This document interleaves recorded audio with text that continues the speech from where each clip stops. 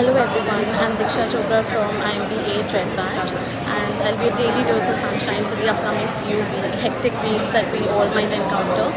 However, coming back to the question that why I might not be shortlisted for this further process is I believe that I'm occasionally a perfectionist, which might be overwhelming for the team at times. But I believe that having a small home-based baking business have shaped me into being patient, collected, organized, and perfectionist, so that the final product turns out to be well. Besides that, I believe it is also needed for the committee for a person to be calm and collected, as well as I believe that that's where I stand in the batch because I'm calm.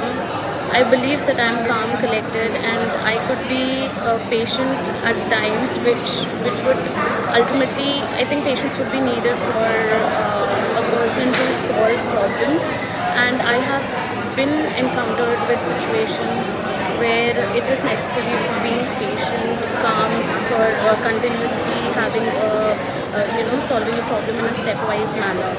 Besides that, what anecdote that I think I resonated with most was Farhan's.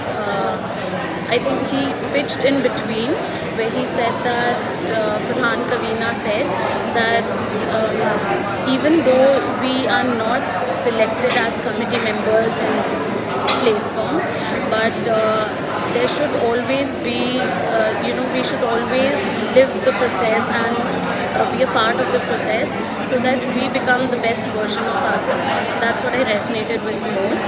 Besides that, placement committee member that I resonated with most was Aditya Yadav and Rishita Rathi both, because I like the way they are calm, collected in the entire chaos that might happen in future in the placement committee. So I like the fact that they are calm and collected, as well as managing the case competitions that they have been part of. So yeah, thank you so much.